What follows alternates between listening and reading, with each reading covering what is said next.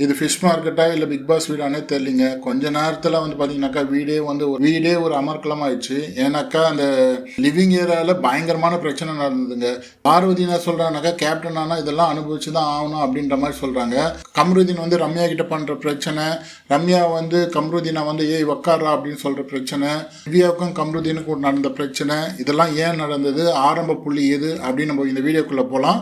இந்த வீடியோக்குள்ளே போகிறதுக்கு முன்னாடி நம்ம சேனலை சப்ஸ்கிரைப் பண்ணுங்கள், லைக் அண்ட் ஷேர் பண்ணுங்கள், கமெண்ட் பண்ணுங்க. வாங்க வீடியோக்குள்ள போலாம்.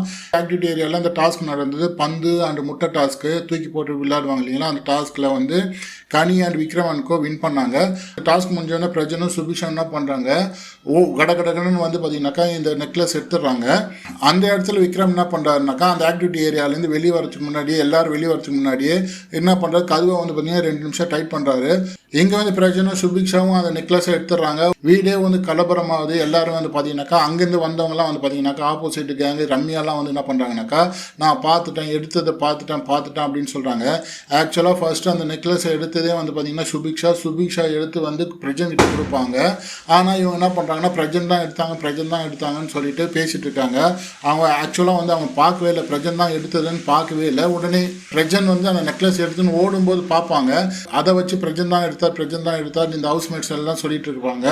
இதுக்கிடையிலே சபரி என்ன பண்ணுறாருனாக்கா, கனி அண்ட் விக்ரம் கோனுடைய நெக்லஸ் எடுத்து வச்சோன்னே சுபிக்ஷா வந்து நெக்லஸை பார்த்துட்டு இருப்பாங்க. சுபிக்ஷா பார்த்துட்டு இருக்கும்போது சபரி எடுத்துருவாரு. அதுக்கப்புறமா அவர் வந்து பார்த்தீங்கன்னா ஜெயிலுக்கு போகணும்னு எல்லாம் சொல்லுவாங்க. தலையை கூப்பிட்டு இது வந்து டிஸ்கஸ் பண்ணுவாங்க.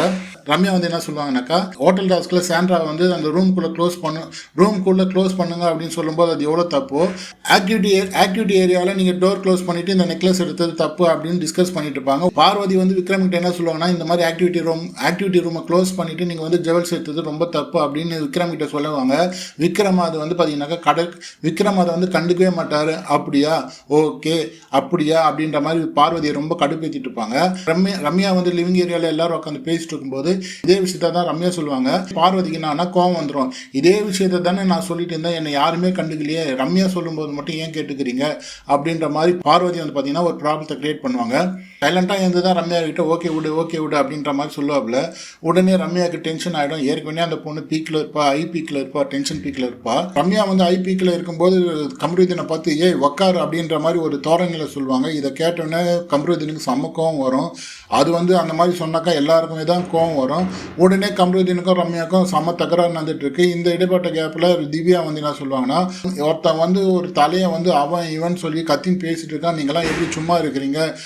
இதை கேட்டோன்னா கம்ருதீனுக்கும் திவ்யாவுக்கும் சண்டை மாறிடுது. ரம்யா போயிட்டு திவ்யாவுக்கும் கம்ருதீனுக்கும் செம்ம தகராறு, அடிச்சுக்காத குறையா சண்டை போட்டுட்டு இருக்காங்க.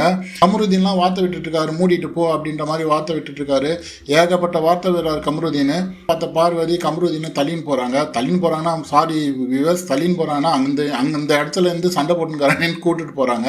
இதை பார்த்துட்டு திவ்யாவுக்கு இன்னும் காண்டாகுது. ஏமா பார்வதி, உனக்கோசரம் நாங்கெல்லாம் பேசியிருக்கோமே, இந்த மாதிரி பேசுறானே நீ எப்படிதானா கேட்டிருக்கியா அப்படின்ற மாதிரி பார்வதி பார்த்து திவ்யா கேட்குறாங்க. பார்வதி என்ன சொல்றாங்கனாக்கா, இந்த மாதிரி தலையானா இந்த மாதிரி பிரச்சனை எல்லாம் ஃபேஸ் பண்ணி தான் ஆகணும் அப்படின்ற மாதிரி சொல்றாங்க. என்ன ஒரு வார்த்தை பார்த்தீங்களா, தலையான இந்த மாதிரி பிரச்சனை எல்லாம் ஃபேஸ் பண்ணி தான் ஆகணும் அப்படின்ற மாதிரி சொல்றாங்க. ஸோ இந்த மாதிரி போயிட்டு இருக்கிற நேரத்தில் அந்த நெக்லஸை வந்து கனி அண்ட் விக்ரம் கோ எடுத்துடுறாங்க. இவர் தான் இருக்க பிரஜனும் சுபிஷாவும் தான் பிளான் பண்ணி எடுக்கிறாங்க. பிரஜன் என்ன பண்றாரு, வெளியில் இருக்கிற பிக் பாஸ் 9 போட்டிருக்கீங்களா, அதுக்குள்ள தூக்கி போட்டுறாரு. இப்போ கேம் வந்து அப்படியே ஸ்டாப் ஆகி நிற்குது. ஏன்னா சபரி வந்து பார்த்தீங்கன்னாக்கா கனி அண்ட் விக்ரம் கோனுடைய ஜுவல்ஸ் எடுத்துறாரு. ஆக்சுவலாக வந்து பார்த்தீங்கன்னாக்கா அது சுபிக்ஷா பார்த்துறாங்க. ஸோ இப்போ வந்து அந்த ஜுவல்ஸை திருப்பி கொடுக்க மாட்டேன்ற மாதிரி சொல்றாங்க சபரி. இந்த பிரச்சனை இப்படி நடந்துட்டே இருக்கனால கேம் இன்னும் மூவ் ஆகல. எப்பவுமே பிக் பாஸ் என்ன சொல்லுவாங்கனாக்கா, கேம் நடந்துட்டே இருந்துட்டாக்கா எந்த பிரச்சனையும் இல்லை, வீக்கெண்டில் வந்து பார்த்தீங்கன்னாக்கா அவ்வளோ பிரச்சனை கிடையாது. இப்போ கேம் ஸ்டாப் ஆகி நிற்குது. இதுக்கு என்ன பண்ண போறாங்கன்னு தெரியல.